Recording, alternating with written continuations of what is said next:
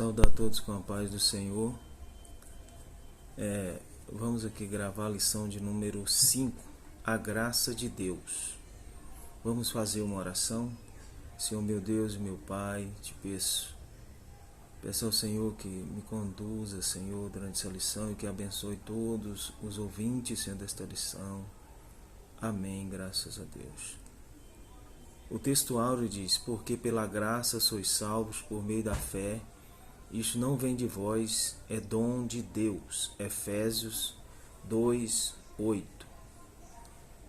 A verdade aplicada, a graça de Deus é a benevolência imerecida que Ele exibe ao nos salvar e capacitar a vivermos para Ele.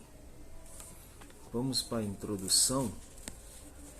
A introdução da lição diz o seguinte: pelos pecados cometidos, o homem perdeu a comunhão com Deus. Porém, Deus, cuja graça é superabundante, tinha um plano de salvação e assim enviou seu Filho Jesus, cheio de graça e de verdade. João 1:14. O tópico 1 diz o seguinte: a graça salvadora. Sola gratia. Somente a graça. Fala de uma salvação somente pela operação da graça de Deus, pela operação graciosa de Deus.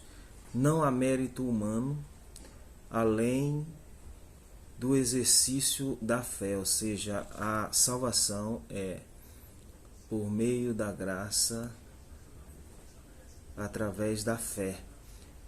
É a salvação como fruto da bondade e da misericórdia de Deus para com o homem.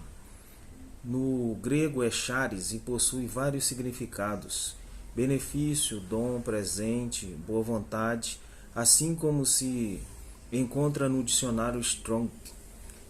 Também, com respeito à graça de Deus, exerce conosco a benevolência imerecida que Ele exibe ao nos salvar do pecado. 1. A graça de Deus é favor imprescindível para a salvação eterna. Ou seja, ninguém pode ser salvo sem receber a graça de Deus.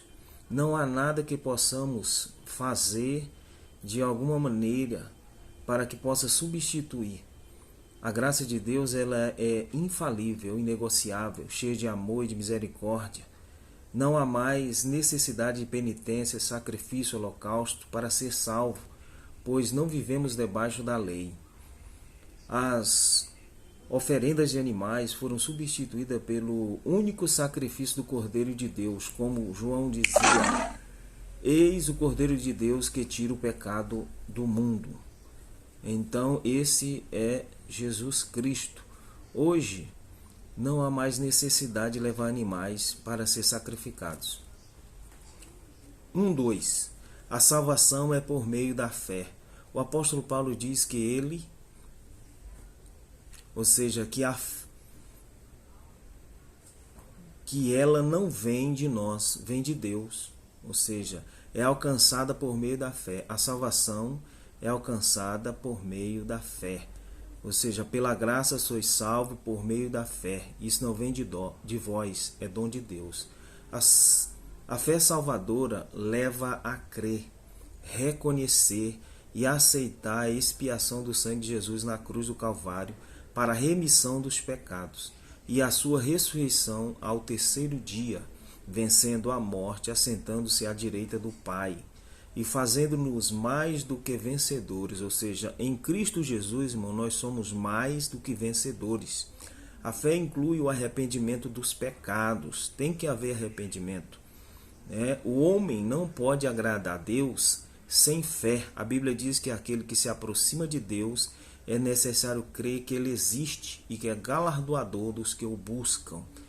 1:3. A salvação não vem das obras. O homem não pode fazer nenhum tipo de obra para alcançar a salvação. porque ela não vem por meio de obras para que ninguém se glorie, né? Mas Deus, que é riquíssimo em misericórdia pelo seu muito amor, com que nos amou, estando nós ainda mortos em nossas ofensas, nos vivificou juntamente com Cristo. Pela graça sois salvos, né? Porque a graça de Deus se há manifestado trazendo salvação a todos os homens, o próprio Cristo, né? Porque pela graça sois salvos por meio da fé, isso não vem de vós, é dom de Deus, não vem das obras, para que ninguém se glorie, né? Se a gente tivesse que fazer alguma coisa para ser salvo, a gente se gloriaria e dizia, nós somos salvos porque fizemos isso ou aquilo, mas não é por meio de obra que o homem se salva. Nós somos justificados pela sua graça e feitos seus herdeiros segundo a esperança da vida eterna. Se não fosse pela graça de Deus, irmãos, nenhuma alma se salvaria, né? Porque todos os nossos atos de justiça são como trapo de imundície diante de Deus. Tópico 2. A graça capacitadora, né? Ninguém pode fazer alguma coisa no reino de Deus se não for capacitado pelo Deus Todo-Poderoso. A nossa capacitação terrena ajuda, mas não é suficiente para atender espiritualmente a nossa chamada. É preciso ter a capacitação vinda de Deus. Louvado seja o nome do Senhor.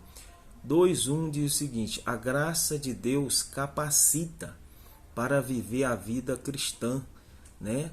Porque a nossa glória é esta, o testemunho da nossa consciência de que, com simplicidade e sinceridade de Deus, não com sabedoria carnal, mas na graça de Deus, temos vivido no mundo e maiormente convosco.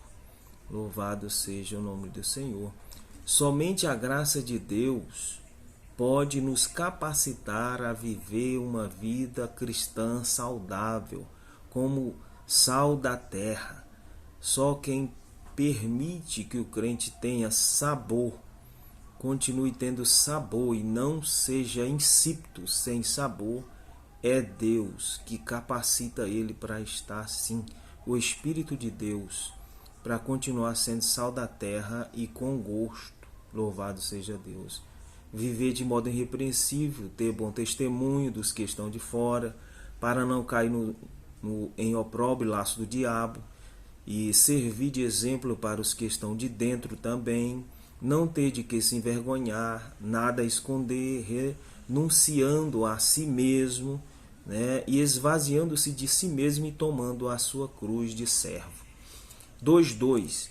A graça de Deus capacita para desempenho no ministério, né? É a graça de Deus que capacita. A gente acabou de falar aqui sobre que toda a sabedoria humana ajuda, mas não é suficiente. Tanto é porque Moisés era o homem que era um dos mais sábios do Egito. E quando Deus o chamou para desenvolver o seu ministério, ele disse que não tinha capacidade. Era um homem que não sabia falar. Jeremias, grande homem de Deus, disse que era como uma criança. Isaías disse que ele falou: ai de mim que vou perecendo, sou um homem de lábios impuros e habito no meio de um povo de impuros lábios, porque ele viu o Senhor. E o homem ele tem que reconhecer a sua pequenez para que Deus o exalte. Mesmo ele sabendo de muitas coisas, ele precisa ser capacitado por Deus para desenvolver o ministério. Então a graça de Deus capacita para o desempenho no ministério. Quando Deus chama, ele mesmo se encarrega de capacitar.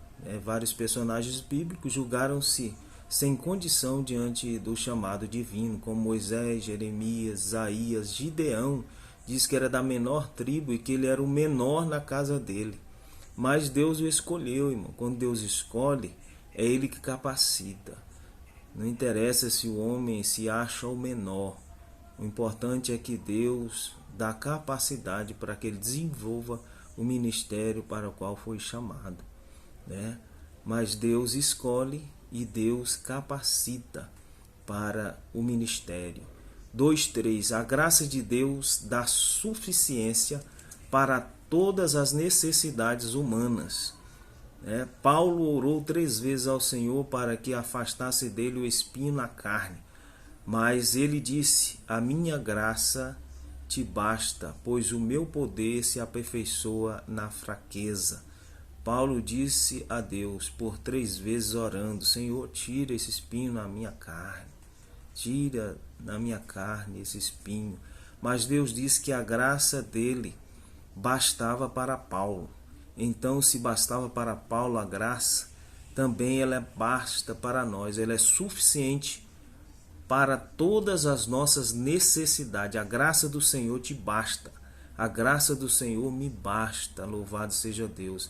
Então, a graça de Deus é o provimento para as nossas necessidades, a cobertura e o bálsamo para todas as aflições e ansiedade que nos afeta como filhos de Deus. Da fraqueza se tira força. Deus concede fortalecimento a cada dia. Louvado seja o nome do Senhor. O tópico 3. Tópico 3. A graça e o livre-arbítrio. Graça e livre-arbítrio.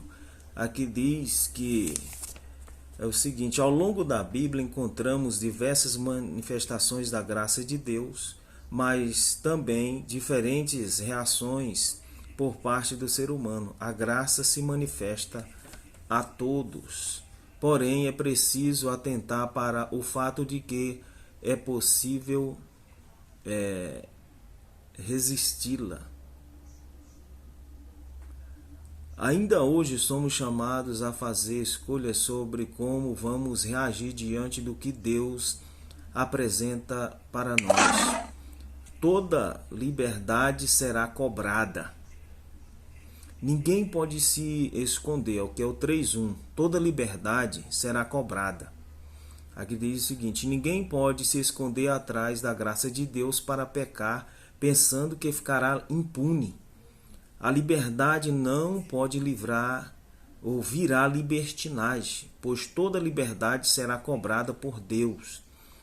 É preciso saber usar a liberdade que temos com responsabilidade, pensando nas consequências de nossas escolhas, pensando na consequência de nossas decisões, e que elas não ficarão impunes.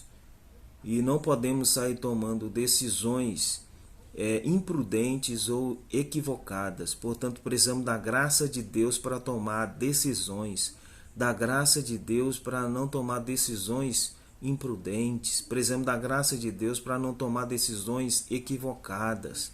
Então, precisamos, porque a Bíblia diz que Deus não se deixa escarnecer. Tudo que o homem plantar, isso ele colherá, ceifará. Então nós precisamos. É um perigo para quem não sabe usar a liberdade e fazer as escolhas certas, de modo que cada um de nós dará conta de si mesmo diante de Deus. A ira de Deus virá sobre os filhos da desobediência. Os que semeiam ventos colherão tempestade, porque os que semeiam na sua carne, na carne ceifará corrupção, mas os que semeiam no Espírito ceifarão a vida eterna. 3:2. A graça de Deus não é sinônimo de fazer o que se quer. A graça de Deus é para presentear e não para dar liberdade da pessoa fazer tudo o que ela quer. Eu não posso estar debaixo da graça de Deus e fazer tudo o que eu quero. Eu devo estar debaixo da graça de Deus e fazer a vontade de Deus, do Espírito Santo. É ela que deve prevalecer sobre a minha vida. A graça de Deus revela a sua bondade e não a permissividade. A teologia que adotamos não contempla a doutrina que diz: uma vez salvo, salvo para sempre. Aquele que perseverar até o fim, diz a palavra de Deus, esse será salvo. É preciso, irmão, perseverar na doutrina dos apóstolos, nos ensinos do Senhor Jesus até o fim, para que sejamos salvos.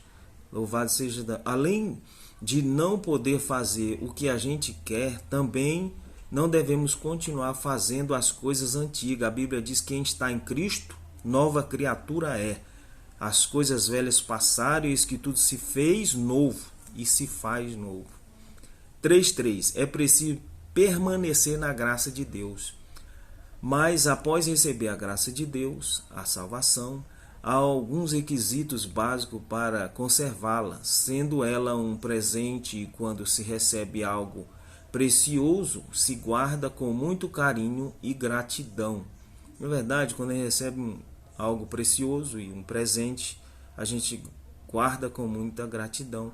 Imagine o presente dessa proporção, considerando de quem o recebemos, pois tem um valor imensurável. Portanto, precisamos cuidar bem dele e guardá-lo com segurança para não perder a nossa coroa, né?